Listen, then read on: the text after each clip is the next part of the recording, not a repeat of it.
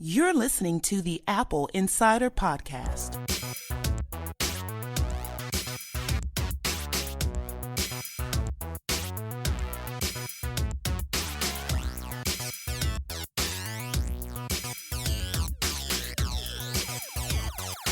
Welcome to an all-new episode of the Apple Insider Podcast. This is episode 63, recording on April 7th. Joining me today is Editor-in-Chief of Apple Insider, Neil Hughes. How is it where you are, Neil? It's overcast and cold unseasonably, but hey. Well, that's not cool at all. It's all right. I work from home, so it doesn't matter to me. Working there from home, you've had the chance to get your hands on the latest iPad. I have, yes. I've been holed up in my cave here, and I tested and reviewed for Apple Insider both the 9.7-inch iPad Pro as well as the 4-inch iPhone SE, and we ran both of those last weekend. How long have you had the iPad in your hand? I got the iPad last week when it launched, and used it switching a lot back and forth between the 9.7-inch and the 12.9-inch. And, it's a great iPad. It's the best iPad Apple's ever made. It is not personally for me. And that's something important that people need to remember when they read these reviews and all that kind of stuff. When I write something on Apple Insider, it's not meant to be my personal use case. It's meant to be for someone who's a prospective iPad buyer. Is this the right iPad for you? What should you buy? And so when you review, you kind of have to put yourself in their shoes. Now, the question is, what are you using an iPad for? Well, for some people, slow down 1 second, because you've clarified who you're writing the review for and why and what you're taking into account when you do it. Sure. Why is this iPad not for you personally? Well, for me personally, it's too small. Especially, now that I've been using the iPad Pro, I see why a lot of people wouldn't want the big iPad Pro, the 12.9-inch, because it's heavy. And if you're doing it for stuff like watching Netflix in bed, it's not very good for that because it's heavy. It's 1.5 pounds. This 9.7-inch is small and light. It's under a pound. It's the same size as the previous one. And they managed to cram all this stuff inside that small package. It's a really, really impressive iPad. But again, I prefer the bigger screen. So the question is, what are you using it for? So Shane and I were talking this last week. He's been very excited about the 9.7-inch Pro because he does a lot of taking notes and he wanted to use the Apple Pencil, which you obviously could not do on the iPad Air 2. So the new 9.7-inch Pro is out and he got his hands on it, but now he feels like it's too small because he wants to be able to write on a big screen. The reason he feels like the 12.9-inch is too big is because he carries his around town all the time. My iPad never leaves the house. So my iPad is basically my couch computer. When I don't want to bring a full laptop over and use it while I'm sitting there watching TV or away from my computer where I get work done, if I just want to read something, browse the internet, whatever, I use my iPad and it sits on my lap. And so the 12.9-inch is fine for me. The weight is not an issue and the giant screen is gorgeous. But it really depends on what you're using it for. If you're going to tote it around town all day, or if you're doing a lot of holding your iPad with one hand and using the Apple Pencil with another, you would never want to use the 12.9-inch model if you're standing up. That would be terrible. It's too heavy. It's too large. It's too cumbersome. The 9.7-inch model is great for that. It's so light. You could easily hold it with your left hand and write with your right hand and all that kind of stuff. It works really well. Okay. So Shane is sort of torn because he could go either way on this. Mm-hmm. He wants the bigger screen, but he's so portable, he needs the smaller one. You don't realize how much bigger that 12.9-inch diagonal screen is than the 9.7-inch one. The width of the 12.9-inch screen is the same as the height of the 9.7-inch screen. I mean, it is that much bigger of an iPad. These products serve very different types of users, very different markets. They're very different products. The different screen size makes a world of difference in how you use it and what you use it for. Clarify for me again. What are you using yours for at home? So my iPad Pro, the 9.7-inch, is largely a couch computer for me. I use it sitting on the couch, watching TV, doing what have you. That's really where it's the most appealing to me, is a really thin and light computer that is easy for me to snap a keyboard onto with the smart connector or snap a cover onto if I want to watch a movie on an airplane or something. It's a very versatile, dynamic computer that I can use in settings where I don't want to bring my laptop, where I don't want to use my laptop, and especially when I want the limited functionality of iOS as an advantage. So if I get on my laptop, I'm immediately getting bombarded with work emails, messages, all that kind of stuff. I actually turn off iMessages on my iPad so I can sit down and just kind of focus on what I'm doing on it. I actually use the largely single task functionality of iOS as an advantage to kind of block out all the noise. When I'm on my Mac, I have a million things open and it's all jumping at me, and work is immediately in my face and stuff like that. The iPad is a nice way to get on a computer but not have everything just thrown at me. Yeah, so you're using it to focus. Right, and it works great for that. I love my iPad, and I've been very happy with my 12.9-inch iPad Pro. This 9.7-inch model, it's a big change when you go back from the larger screen to the smaller one. And obviously, like I said, that has its advantages, using it one-handed, all that kind of stuff. But when it comes to stuff like typing on the screen, I don't even have the smart keyboard for this. I only have it for the 12.9-inch model. I didn't get it for the 9.7-inch because I'm just reviewing it temporarily. But Dan did test it out for our review, and he found that the keyboard was functional and it worked. But obviously, it's going to be cramped and that sort of stuff. So it's just a different product for a different market. I gave the iPad Pro, the 9.7-inch, a 4 out of 5. And the reason I gave it a 4 out of 5 and not a higher score, which it's, let's be honest, 4 out of 5 is a great score. Okay. Well, yes, but for an Apple device from AppleInsider, let's. Oh, I've given way worse reviews. I gave the second generation Apple TV a 2.5 out of 5, and the fanboys' heads just about exploded. But you got to remember, when that thing shipped, it didn't have AirPlay and it had like no content on it. And it was like, why would you pay $100 for this thing when the best feature, AirPlay, isn't even in the box yet? So anyhow, I really like this thing, but the problem is, it has the same amount of RAM as the previous one, which, a lot of people are going to go, oh, don't focus so much on the specs. Well, stuff stays open longer, including tabs on my larger iPad Pro, because it has 4 gigs of RAM. So in terms of being a computer replacement, being limited to 2 gigs of RAM is a detriment to the 9.7-inch model. It also doesn't have the USB 3 port on the Lightning connector, although I'm not using a lot for transferring. I don't really view that as a big deal for this size. It has the speakers, it has the Apple Pencil, and it has the Smart Connector, which are all features from the 12.9-inch model. But if you're looking at it from a consumer's perspective, the average person buying an iPad, are they going to buy the Pencil? Are they going to buy the Smart Keyboard? And are they going to be using the speakers a lot? If the answer is yes, $600 for the 32 gig model is a great deal. But if you're not going to use a lot of that stuff, and I'm guessing a lot of iPad owners aren't, you're better off getting the iPad Air 2, which is only $400 right now. Has the same amount of RAM, slightly lower processor, doesn't have the fancy color changing display, but who's going to use that stuff? That's what I have to look at when I review this kind of stuff. For a high-end user who wants to have an ultra portable machine that can replace many of the functions of their laptop and do things that their laptop can't, like adjusting for environment and giving more accurate color reproduction, I think it's a great device. But if I'm writing a review for a more casual consumer, somebody who just wants a tablet that they can read on and browse the web, do they need the Smart Connector? Do they need Pencil support? Do they need the 4-speaker array? Do they need the true color display?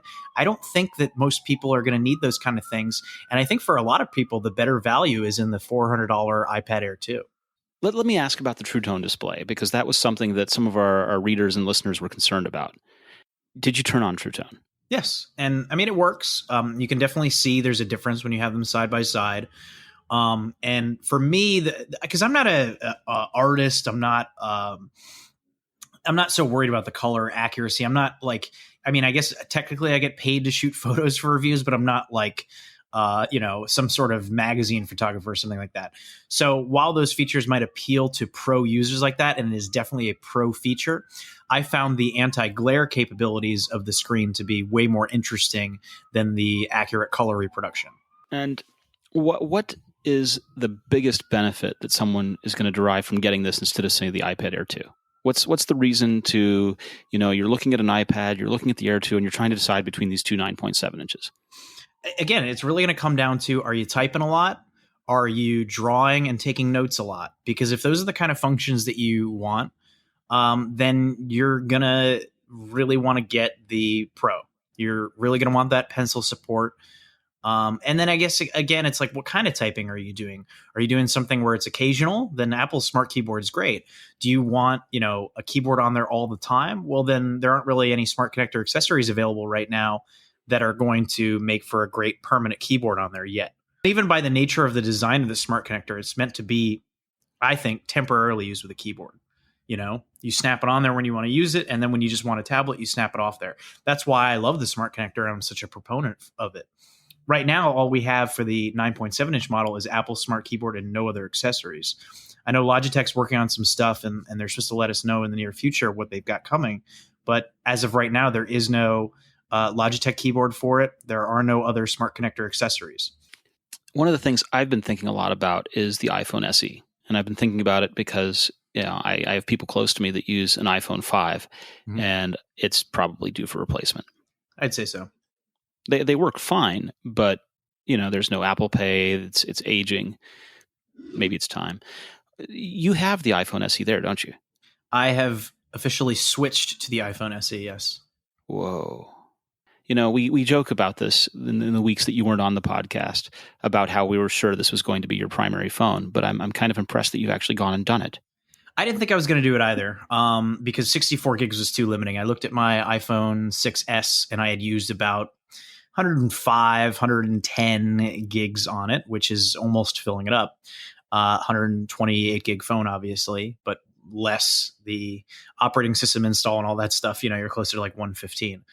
So I looked at 64 gigs and I was just like, I don't think there's a way that I can do this. I just don't think I can do it. Because I looked and my apps didn't even take up that much space. It was mostly photos and, music as well, because I'll download stuff for offline when I'm on a flight or something like that. So I decided a couple days before the SE was coming out to see how low I could get the data use on my phone. So I went on a very extensive purging process, going through and really working hard to reduce the amount of content that was stored on my phone, and managed to successfully get it down. I'm going to check right now and see where I'm at. I am currently at 42.3 gigabytes used on a 64 gig phone. So with the operating system install and the data that you never actually get, I have 13.2 gigs available.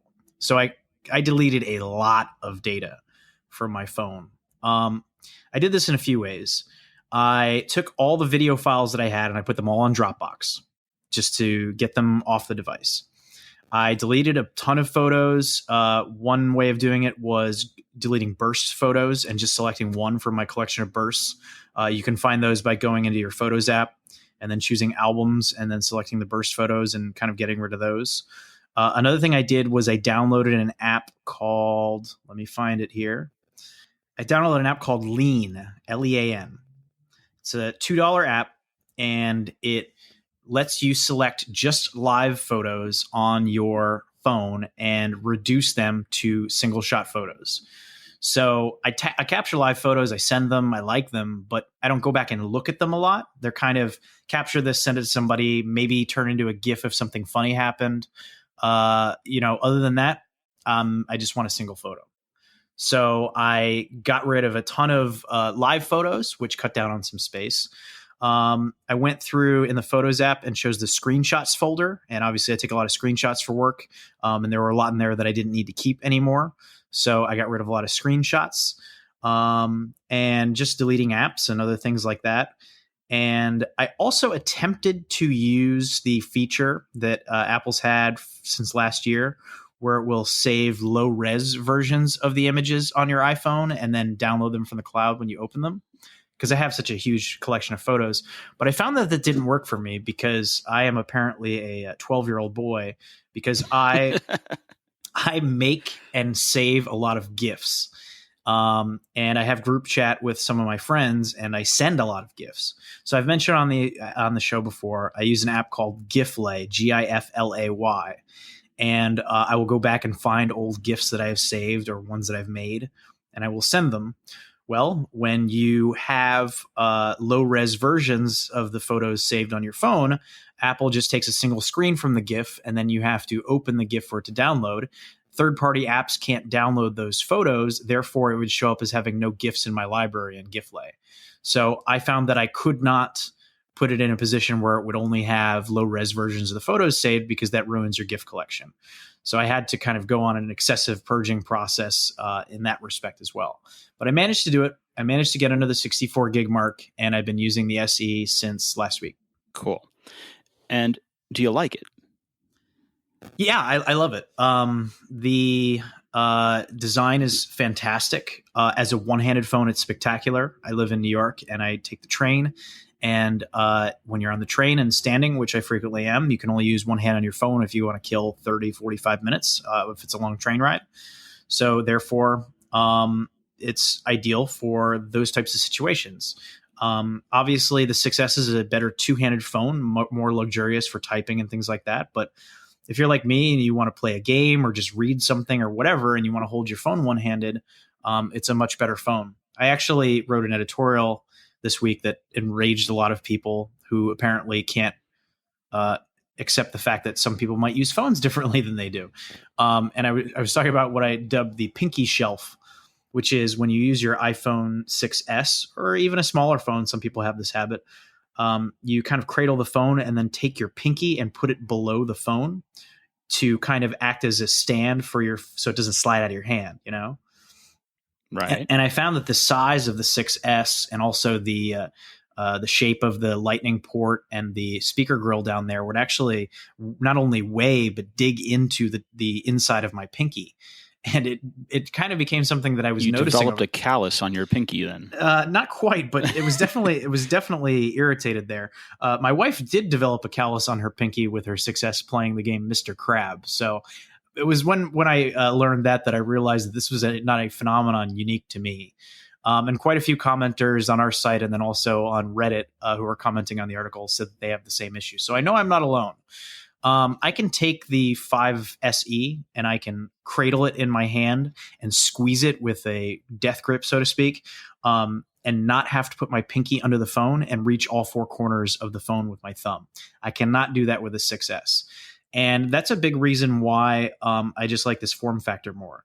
The fact that it has the same rear camera as the 6S and the same A9 processor as the 6S, same 2 gigabytes of RAM, Apple Pay, all that's great. I don't care about 3D touch. I never really used it. Wasn't really that appealing to me.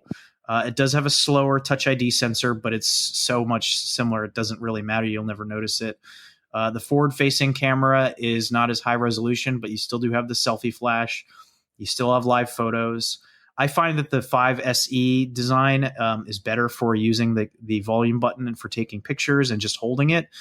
Having those flat edges as opposed to the curve edges just makes it easier to squeeze the phone and hold it for taking photos. So I think there are a lot of advantages to this form factor, and it just appeals to me personally. Was it hard going back to the smaller device for typing? I expected it to be more difficult. It's no more difficult, frankly, than typing on my 6S, I have found.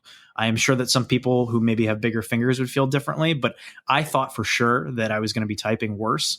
I had a problem on my 6S where I would, and I don't know if this is the algorithm on Apple's keyboard predictive, where it does the invisible predictive typing or whatever. But a lot of times trying to hit the M or the L keys would hit the backspace button on my 6S. Still doing that on my SE. Nothing's really changed, honestly. I have the same problems typing on this phone that I did on the larger phone, and I haven't noticed anything above and beyond that. Okay. One of the things that we published recently, because you mentioned the flat sides of the phone, is the rumors said that this thing was going to have the rounded curves and surfaces of basically a shrunk down iPhone 6. And all those rumors were mistaken. Right. But someone has made a kit that makes that reality anyway. Yeah, I guess people have been making these in China for a few years for like $20. You can buy a cheap knockoff of Apple's 6S curved edge case, but it's designed for a smaller phone. And a German magazine had one of their engineers, who is an expert taking apart phones, take the parts from the SE and put them into a so-called 6SE and managed to get it operational. They said that the back was not as nice as what Apple would make, and they didn't recommend that any normal person do it. But it was an interesting project nonetheless. It's kind of cool that it can be done, but no one should actually do this, right? No, I actually looked into, Shane had told me about, there are companies in China who will take apart your iPhone. And so you could buy, for example, a 16 gig iPhone and then get a 128 gig upgrade installed aftermarket. Obviously, horrible voiding of your warranty and all that, but it actually works. and works fine. So I was wondering, I would never do this, but I was wondering if you could buy a 16 gig SE and then have them install 128 gig capacity in it, which you obviously can't buy. I wonder if iOS would sign off on that, or if they check to see if it's too much capacity for that model. Right, because that was one of your big problems was paring down the size. So to put but if you're going to do that, I mean, why don't we go to the 256 gig chip? I mean, if it would work in iOS, I'm guessing that it wouldn't recognize a 256 gig chip in an iPhone. They only recently introduced it in the larger iPads. Right, but I would be surprised if something in the OS refused it. You think so? I mean, they started having it refuse non-sanctioned Touch ID replacements. So slightly different. I mean, that's part of the secure enclave, but you got to think that the storage has to be secure at some level as well. It's encrypted. That's the data written to it. It's not done at the hardware level. But wouldn't that be a potential security flaw if the hardware were compromised in that way, where you remove the flash? Well, one of the things about security is that physical access is always a pretty great risk. And if you've got physical access to the device, you're kind of boned anyway. Right. You know, if someone's going to decap chips or place voltage on lines and then read out the I/O into some other device, there's no good way to counter that, right? I would know. I'm just kind of spitballing here. You know better than me. I am also spitballing. I'm only slightly more informed, but you know, there's only so much you can do against physical access, right? You can do a lot against network access. You can do a lot against access over the Lightning port, and iOS does. But what do you do to guard against someone desoldering the chip, applying voltage, and reading out its lines directly there, right? Yeah. Or decapping it, or as Daryl Issa, and Shane loves to quote this, talked about in the congressional hearings, you know, taking the NAND and copying it 100 times so that you could have your 10 tries against each one, kind of thing. You know, I wouldn't recommend doing it either way. I certainly wasn't going to do it. You don't want to. Well, I mean, future iOS updates could brick your phone. It's a voiding of your warranty. I wouldn't recommend it. But for $300 to find out that you could put 256 gig in there is an interesting research project. I mean, if I could get 256 gigs in the iPhone SE, that would be amazing. You would be quite happy, wouldn't you? I would be extremely happy, yes. But I'm holding out hope that there's going to be a 256 gig iPhone 7 this fall. And I mentioned in my review that I'll probably end up switching back to a larger phone this fall solely because of the fact that I write about technology for a living and I kind of have to be running the latest phone in order to do my job. You know, I have to write about new features and stuff that comes out and test them and all that. So in terms of having the SE, the fact that it's running the latest chip and all that is a big help for me just in terms of doing my job. I am losing out on the 3D Touch, but I haven't gotten rid of my 6S. I have that around and still operational as well in case I have to test something. But when the 7 comes out, that'll probably go back to be my primary phone just because I kind of have to do that. A lot of people in the comments were saying, oh, you know, typical Apple fanboy just wants to praise the latest thing that they have out or whatever. And it's like, well, not quite. Like, this is my job at the end of the day. I do like Apple products, but I'm not afraid to criticize the company when I don't like something. And I think that the 4.7-inch phone is too big for me personally. And I'm guessing there are a lot of other users out there that feel the same way. Well, and guessing is probably the right answer because, as we know, that they're having trouble meeting supply right now. Yeah, it was predicted that this was going to be a relatively minor product launch, and certainly there weren't people camped out at the store. People like their shiny new looking things, and since it looks like an old phone, the interest isn't as high. But Apple is out of stock of virtually every model at virtually every store right now. If you place a new order, it's not going to arrive till next week at the earliest for some models, end of the month for other models. So, you know, who knows what the long tail of this product is, but at least at launch, Apple is having some trouble keeping up with demand. It's one of those things where I'm thinking seriously that I need to get one, but now you've got me thinking we need to talk to Shane and go ahead and see about putting those chips in it. That would be nice. My hope is that this phone sells well enough that Apple says, maybe we'll update it every year. Because I think the way it is right now, they have no intention of updating this next year. I think they tried with the iPhone 5C and saw that strategy didn't work. So this is kind of their new attempt at it. Let's give it the latest and greatest, and let's not release it at the same time as the new phone so it's not overshadowed. Because you're going to remember the 5C came out the exact same time as the 5S. Not to say the 5C was a failure. I think it did pretty well for Apple. but I think that they maybe were expecting a little bit more out of it, and that's why they didn't bother doing an update to it. I think if this thing does well enough, maybe they will see an upgrade next year, but they've certainly put enough power in it that they don't have to upgrade next year if they don't want to. Well, and that's the other thing, is that the 5C was not the latest and greatest, and this one is in a large way current. And released 6 months after the previous phone, so it has some room to stand out from the other one. Right. But I wouldn't object. I don't think there's anything wrong with them updating it year on year, 6 months after. I don't think so either, but I think the key reason they put the latest and greatest in this phone and called it the SE and not a 6 SE or something like that is because they have, certainly they could change their minds, but I think the plan right now, my guess, is leave this out there for 2 years at the same price. Right, and it's not tied to any specific version. Right. It's not a 6, it's not a 7, it's not going to feel long in tooth when they introduce an 8 kind of thing. Exactly. So they can continue to sell it, and by putting the A9 processor in there and the 12-megapixel camera, they can continue to sell this through 2017 and not feel like it's some sort of a dog. Don't forget they did the exact same thing last year with the iPod Touch. They don't plan on updating the iPod Touch every year. And what did they do last year? They put the A8 chip in there, which at the time was the latest and greatest chip that Apple had. And it was like, whoa, I got to pay $550 or whatever for iPhone 5S with a slower chip, or I can spend $200 on an iPod Touch and get an A8 chip. So at the time, it was like, wow, this is a really great deal. In a couple of years, then it'll start to be a little older, but they can keep it in the lineup for that long. So, like my mom has an iPhone 5. And she doesn't like to get new phones because new technology kind of intimidates her. And I texted her and I said, if you need a new phone, now is the time to upgrade. And she's like, well, I don't need a new phone. And I'm like, well, it's a really good value at $400. Getting this latest chip, it's this a camera, really good value at $300 from Walmart. Right, exactly. So if you're in the market to buy a smaller phone, right now is the time to buy. And I think my mother, people like her, would be reluctant to switch to a larger phone. And so buy now, because it's not going to get updated in September. It's probably not going to get updated next year unless this thing really sells like gangbusters. And so I think if you were in the market for a 4-inch phone and you've got a 5 or a 5S or even a 4, this is a great phone to buy, and it's easy recommendation for me. Yeah, I'm still thinking about it. It's on my mind. It occurs to me that it's a smart decision to name it SE. Not only because it's not tied to the 6 or 7 or whatever the numerical system they give them, right? Mm-hmm. But you remember how Microsoft used to name things, right? Windows 95, 98, right? Millennium, right? They were tied to year releases, or Windows 2000, Server 2003, and being tied to those years made all the products look old. Yep. And it makes you feel obligated to update it every year, and that's not a good idea.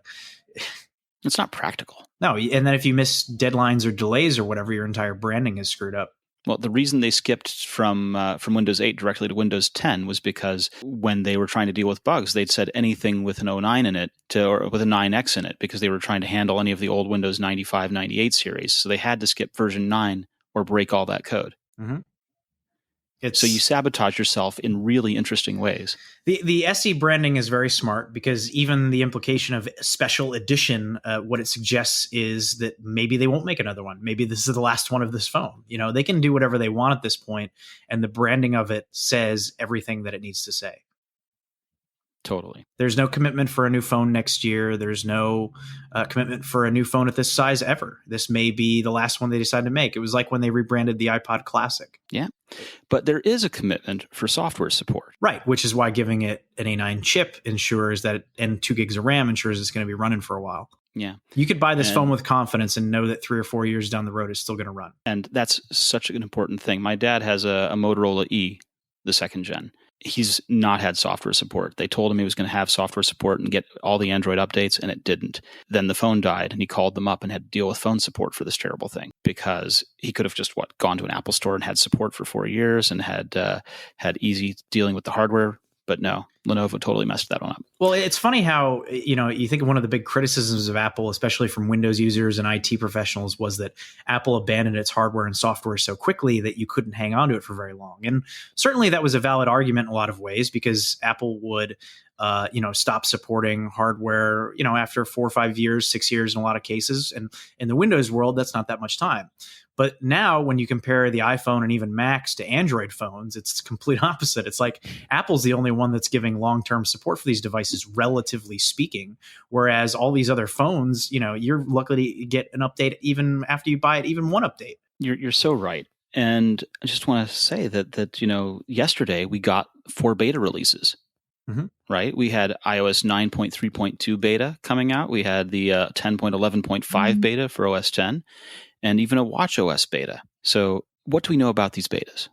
They're just minor bug fix updates. I wouldn't expect anything major to come to any of these platforms. I think that the iOS 9, watchOS 2, El Capitan, and tvOS 9 are all pretty much done in terms of new features.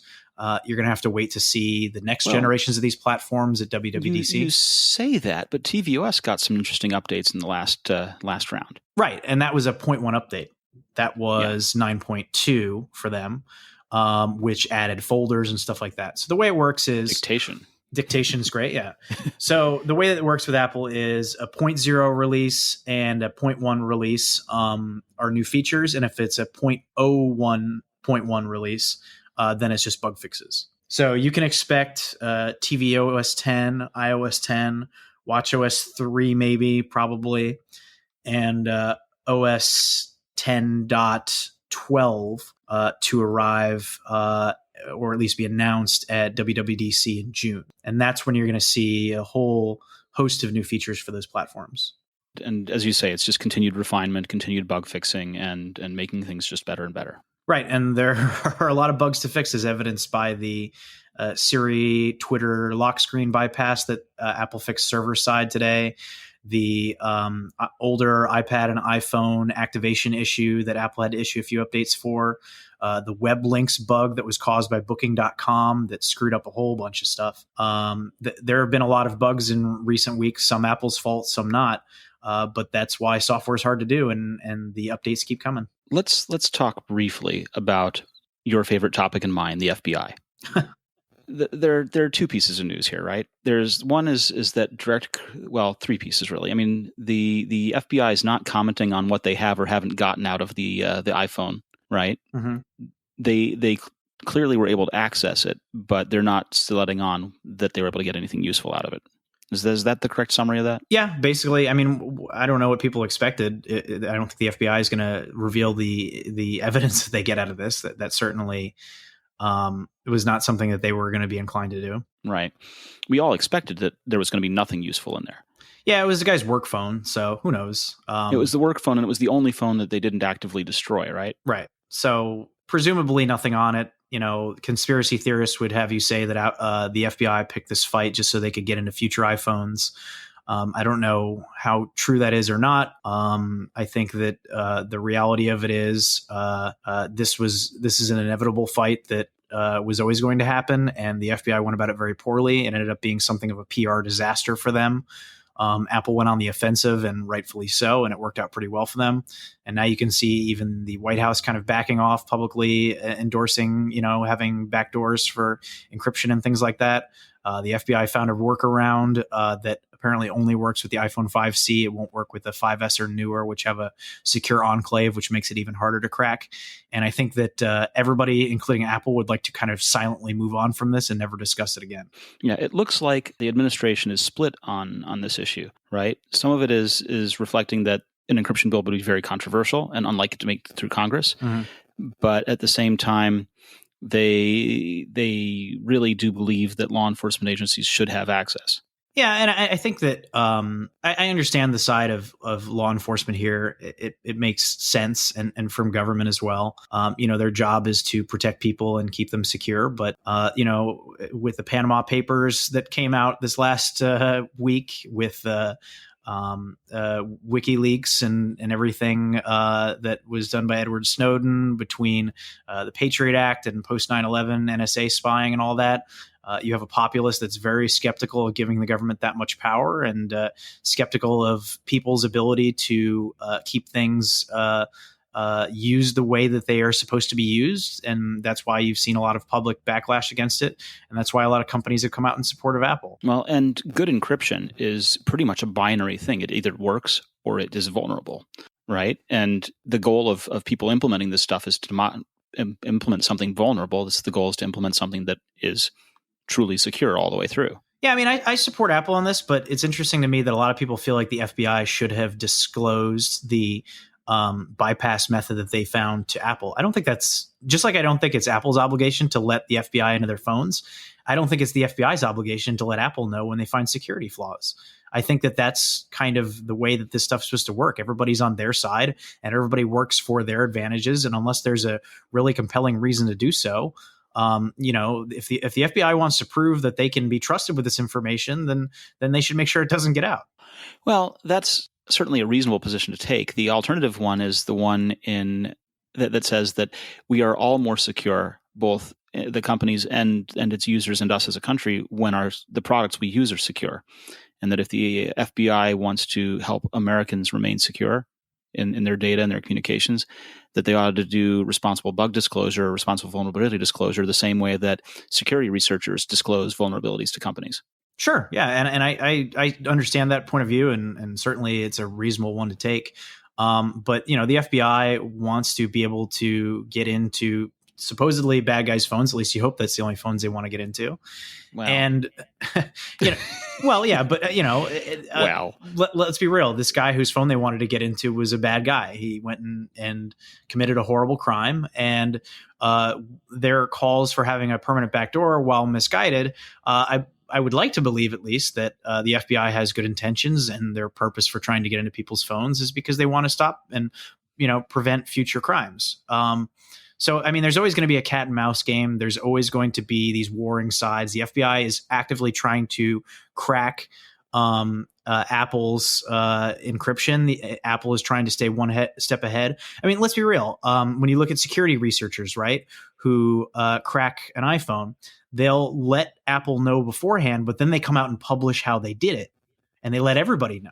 So people then don't update. I mean, wouldn't the more secure thing to do? They responsibly wait for Apple to acknowledge and work with them on it first, generally. Okay. And then Apple has to put out the update, and they wait for that. But if people on older phones then are updated, or they work in a corporate setting where they don't allow the installs to be put on there immediately, you then potentially are putting millions of phones at risk. So I'm not saying that they should, but I'm just playing devil's advocate here.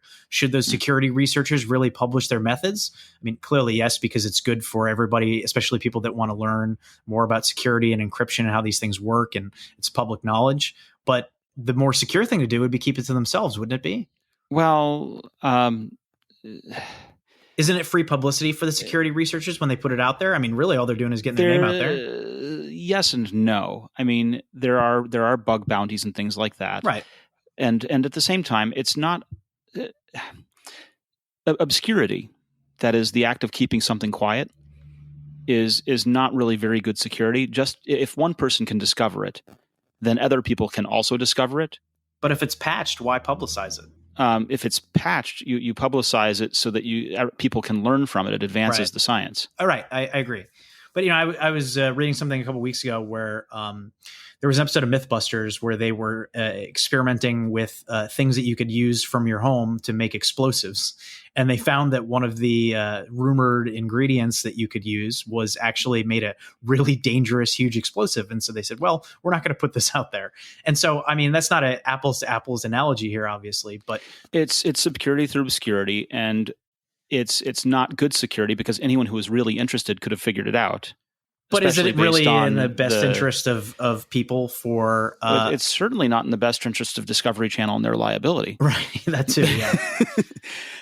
There are other episodes of Mythbusters where, and you've gotten us on all kinds of lists by the things you've mentioned in this podcast, but there are other episodes of Mythbusters that never made it to air. Right. Particularly around credit cards. And if you look online, where the Mythbusters guys go out and tour, Adam Savage talked about the episodes that never made it to air because the liability and the credit card agencies and everyone just came down and the lawyers said, you cannot broadcast this ever. Well, one of the things that they'll teach you, I have a journalism degree, and when you take ethics classes and stuff, there's little things that you don't think about when it comes to publishing or sharing information. So one example is if you live in the North and it's winter time, a lot of times they'll do what they call feature photos on the front page of a newspaper where it's like, oh, look at these people out ice skating and they're on a pond or something. Well, if it's not deep enough in the winter, you give people an idea to go skate on their pond and then they fall on the ice and then potentially die in the cold.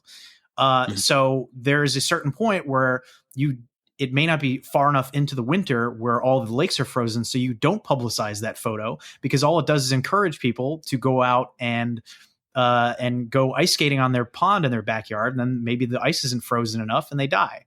So, there's a certain level of, yes, we're protecting us from ourselves, but that's still good responsibility as a citizen. And I need to just fill in here. So the Adam Savage thing that I mentioned, he was talking about RFID, and he actually backpedaled a little bit from his statement. They didn't come along and force them to not do the episode. There's a little bit more to the story than that.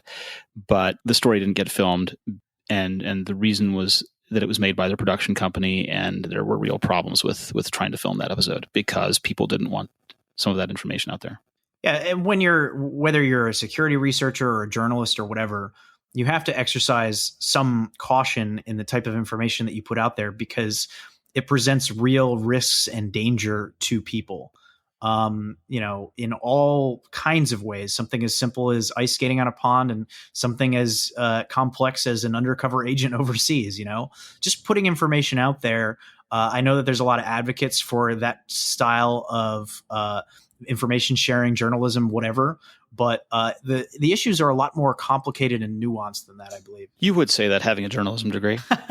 Is there anything else that we should cover here that I've totally missed? Okay. I don't know if you care about transit. But transit's interesting for a second just because, one of the real problems with Apple Maps is that people, you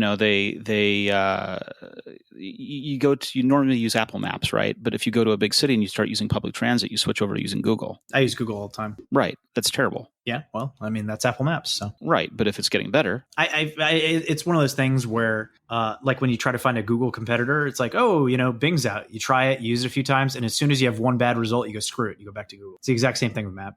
Yeah. So you keep going back to Google Maps? Yeah. I haven't tried Apple Maps in a while. Maybe I should go back to trying it.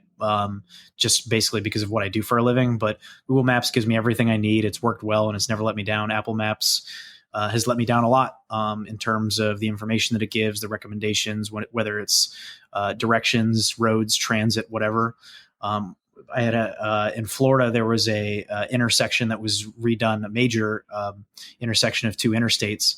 And like once a week, I was reporting to Apple, you have this map wrong, you have this map wrong, you have this map wrong. And it took them like 2 years to fix it. And anybody that was going to drive through that junction was going to either get in an accident or get lost. And the fact that it took them that long to fix it was embarrassing.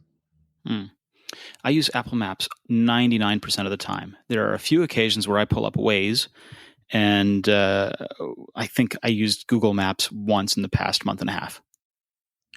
Yeah, Google Maps is my go-to. I have them both on my home screen, but I almost never use Apple Maps. Well, I was using Google Maps one of the days that I was going around with the Project Fi Sim. Mm-hmm. I had Project Fi Sim in my iPhone, and I carried the Nexus 6P around with my regular SIM in it. And I was going out into the country and out in the backwoods and needed maps. And Apple's maps were working for a little bit, and they got confused at some new construction of a bypass kind of thing. And so we quick grabbed the Nexus 6P and fed the address into Google and kept going. And it worked fine? Worked fine. Yeah, Google will run into a problem a lot where they'll have businesses listed on there that it claims are open, but they're not. That's the one that I run into more with Google. And certainly I've had bad directions with Google, but by and large, Google has been much better for me than Apple. At one point, Google's Maps started recommending Uber. I was doing a public transit thing, and they pushed Uber into it, and it was weird. No, they still have that. If you search directions for something, and you scroll down to the bottom of the directions in the Google Maps app, like I'm going to I'm going to the Prudential Center in Jersey later tonight. It gives me train directions with a subway. And then it gives me if I want to take New Jersey Transit. And then if I scroll down, it says also consider, and I can take an Uber X, and it tells me how far away and how much it'll cost. Nice. Now, actually, so I've been using CarPlay for a while, right? Right. And I've had all these different radios with CarPlay in them. And, I like the Pioneer models very much. But the Pioneer models, in their basic setup, you specify whether or not you're using CarPlay or Android Auto. And I have one of the Kenwood models in now.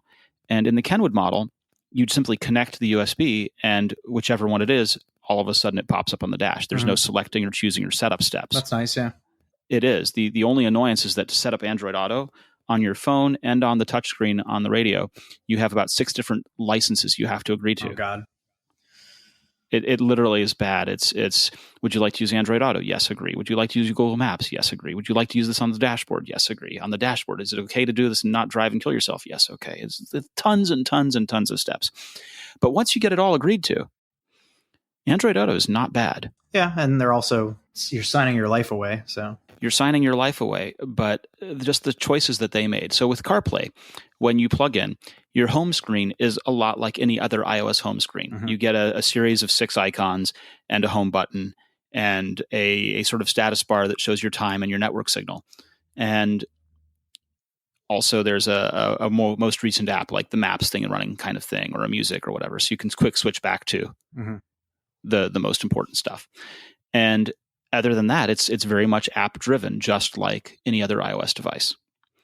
With Android Auto, your home screen is more like the Google Now cards, and so you get different statuses on what's playing music wise, and your directions and time to go somewhere, and any messages pop up there, notifications pop up there. It's all very, very nicely oriented and done that way. Nice. And then you can select Maps, and you get to Google Maps, and you've got the microphone button right there as a part of Google Maps, and so you can tell it everything you want while you're still navigating. You don't have to leave anywhere to give instructions. That's pretty cool. If you want to touch a long touch on the home button to prompt Siri, it shows you a screen with Siri on it, much the way it does on an iPhone. If you're in Maps in Google's world on Android Auto, you simply tap on it and start saying "send a message to" or "add route to" or whatever, and do it while you're still in Maps. Mm-hmm. It's pretty slick. Nice. Their music application is a music application. It's slightly nicer done in some ways than Apple's, but not by much. That's just a choice. But the rest of it is not bad. It's pretty slick. Oh, that's awesome. I don't have a car to install it in, so. Yeah, you sold your car, you sold your house, well, you sold everything. I still have a Prius here, and I can't install anything in that because there's no place to install it because they have their stupid in-dash thing, which it's a 2007 Prius. And there is a way to install CarPlay in a 2007. Well, I'm probably not going to do it. But the stuff that they have in there by default is saving us from ourselves. You can't do anything while the car is moving, even if somebody's sitting in the passenger seat. So you have to set it all up while you're parked. And then I understand why they do it for security reasons, but at the same time, Toyota shouldn't be liable to get sued if I'm an idiot while I'm driving the car. And if I have a passenger in the car, they already know to turn off the airbag if there's a passenger in the car and they don't weigh enough or whatever. So you know that my fat butt's sitting in the seat, so let me control the damn thing. Yeah. And on the aftermarket stuff, they one of the wires that they use is a parking brake line. And if you hook it up, you have to double press and release the parking brake in order to be able to access those kinds of settings. Well, not hooking it up leaves it thinking that the brake is off and therefore you're locked out of all those features. But for all you people out there, there is a parking brake bypass thing that is like a $15 part you can buy on Amazon or eBay, and you hook it up, and it's a little microchip that sends that pulse to show the radio that you have pressed and released the parking brake the right number of times. Very nice. And so it is possible to use a radio and unlock all of the features like this. That's like those seatbelt clips with another clip on the end where you just leave it permanently connected in there so it doesn't beep every time you get in the car. Nice. Oh, yeah. Yeah. Such things do exist. Mm-hmm. Well, this has been episode 63 of the Apple Insider podcast. Neil, where do people find you on the internet? You can find me on Twitter at @thisisneil, and you can read my stuff on Apple Insider. We have our iPad Pro review up there, 9.7 inch. I did the iPhone's SE review, as we talked about.